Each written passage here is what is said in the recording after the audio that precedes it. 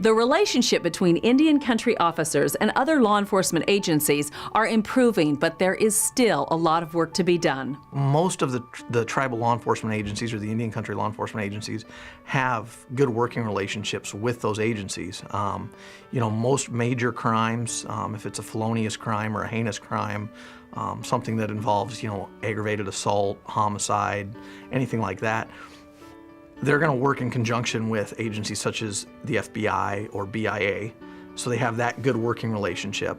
But also too, because so many of the tribal lands in Arizona are co-located within counties, next to cities, you have to have those working relationships. We have had very good relations with local tribal departments.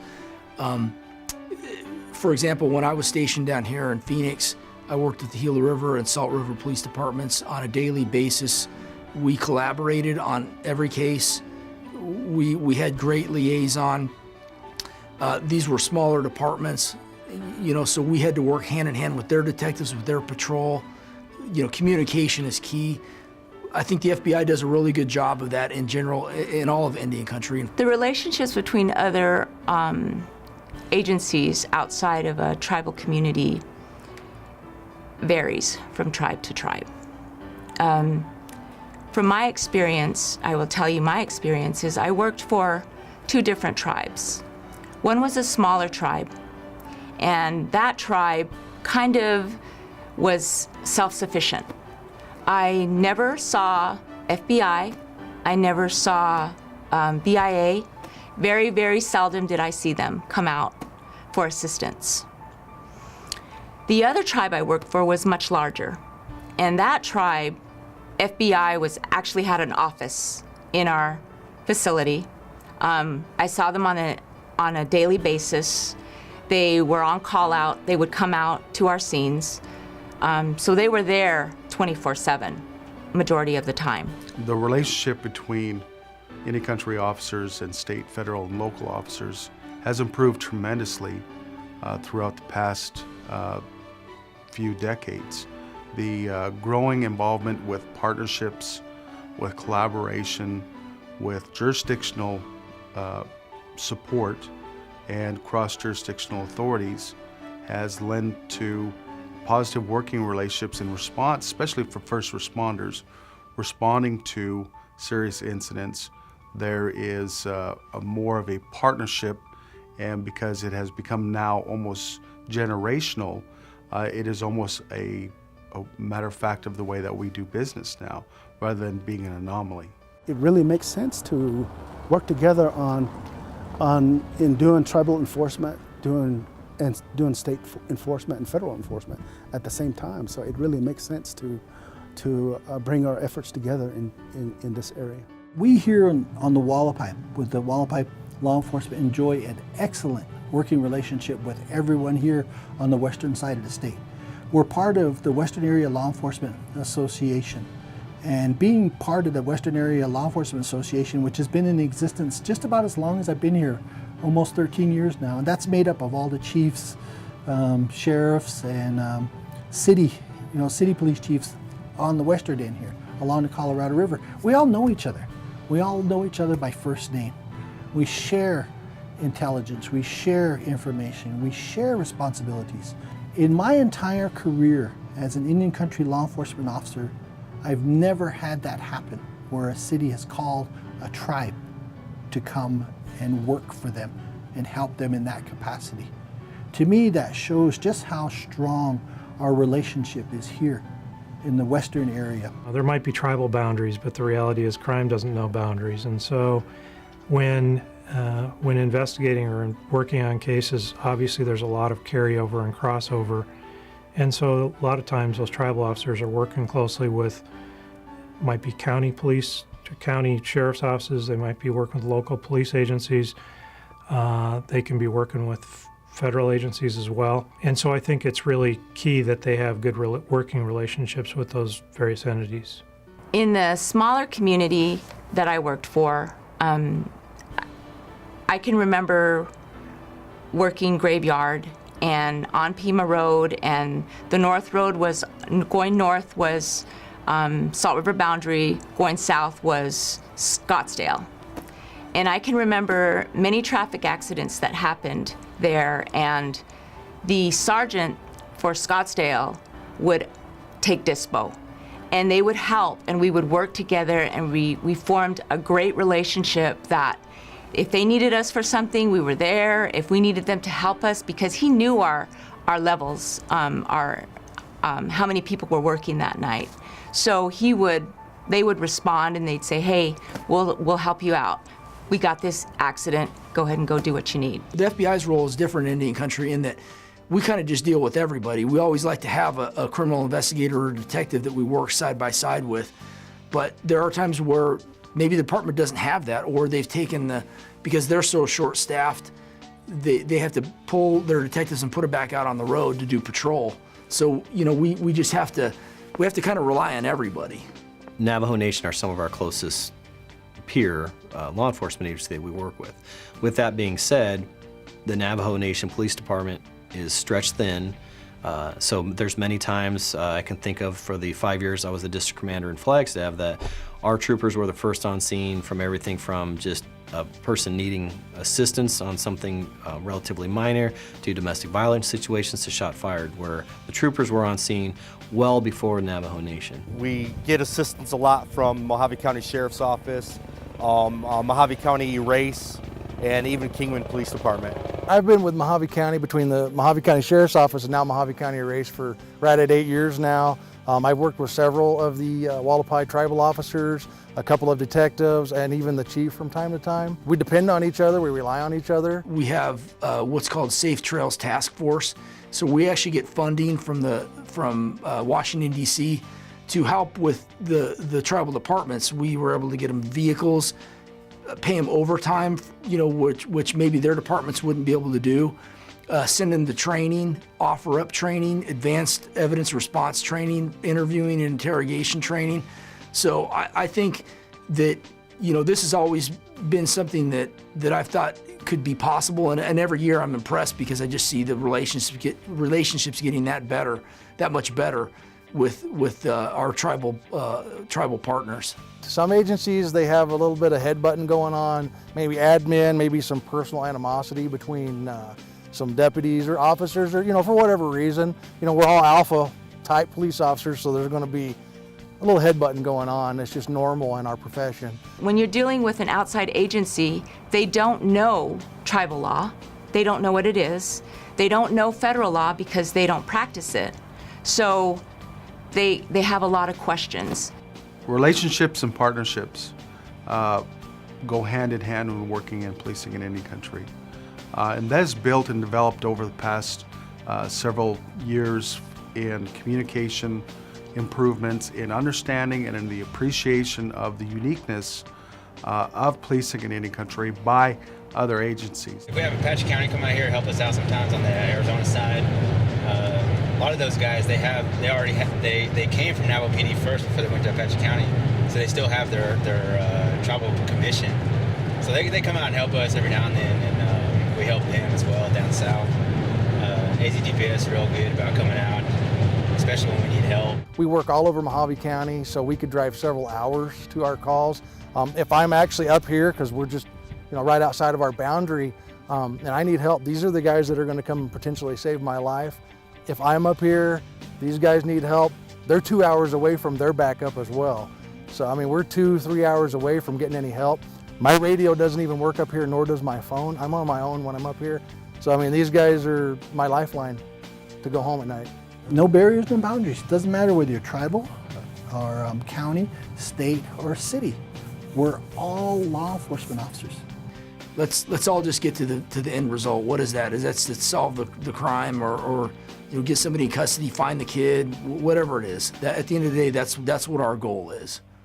An increase in domestic abuse, drug and alcohol abuse, and gang activity are just a few of the trending crimes in Indian Country. Many steps have been taken to address these problems and reduce crime on Indian reservations.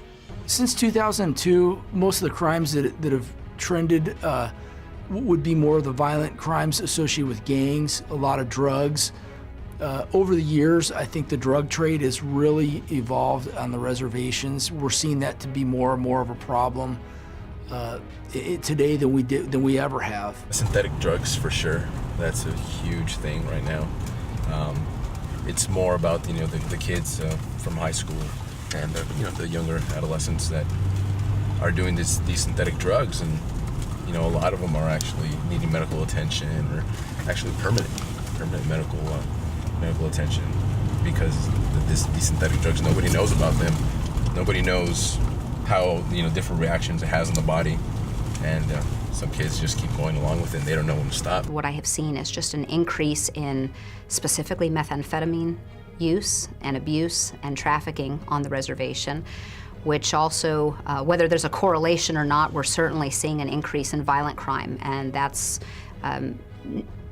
a lot of it is domestic violence. We see an increase of domestic violence crimes, domestic violence homicides, sexual assaults, kidnapping, strangulations. Because we have a lot of intoxication, a lot of disturbances, things like that, and sometimes it's a short-term answer to a long-term problem. The drug of choice right now seems to be heroin, a little different than a lot of the valley agencies. Something a lot of people don't realize is when you're on sovereign land, medical marijuana cards are not recognized. It's still against the law to possess marijuana, whether it's medical or illegal marijuana. Yes, we do have drugs. It started out years ago with marijuana, but then they moved into the meth, and you do have a problem on the reservation right now with the meth. And as far as I know, a few years ago, they didn't have a law against meth on the reservation. A lot of drug disturbances, intoxicated person wanting to be removed from the house. We get domestic violence, a lot of crime against children. Child crimes and domestic violence. I think that those crimes are just exploding, and it's leading to a lot of murders, a lot of children being sexually molested or sexually abused that nothing happens, so the perpetrator continues. The possibility, probability, or statistical likelihood of a female being abused, raped, assaulted in Indian country is much greater than anywhere else in the United States. I think domestic abuse has always been a problem in a lot of communities. I think now there's more of a spotlight on it because we in law enforcement know that so many other things are affected from a domestic violence situation. Domestic violence is the challenge of our time. It's also the offense for which responding to an officer is most likely to be killed. And any law enforcement officer knows that you respond to these same locations time after time after time on these domestic violence offenses that are going on. And if we can take one of those people off the streets for 5 years, just think how many murders we can prevent from happening. The federal law has been expanded for us to be able to better prosecute these domestic violence cases that historically we just didn't have really anything to sink our teeth into in the way of statutes. Not all tribes, even today, submit crime statistics into the FBI CJIS system to be counted as crime in Indian country. So when you think about that and talk about that, what is the biggest crime we see in Indian country? It depends on that jurisdiction. Some of the severity I've seen of criminal acts and violent acts have probably gone up, especially in a lot of the rural areas on some of these communities, where it requires, a tactical response, whether it be a tactical response team or a full SWAT team. Unemployment remains very, very high on Indian reservations in Arizona and nationally generally. And when there's unemployment, there tends to be despair. And when there's despair, people try and self-medicate. Sometimes that's done through alcohol. Alcohol abuse has been a big problem in Indian country for as many years as I've been involved in law enforcement. We have a big problem with crime on the Navajo Nation. As a result, I think because of alcohol abuse and drug abuse.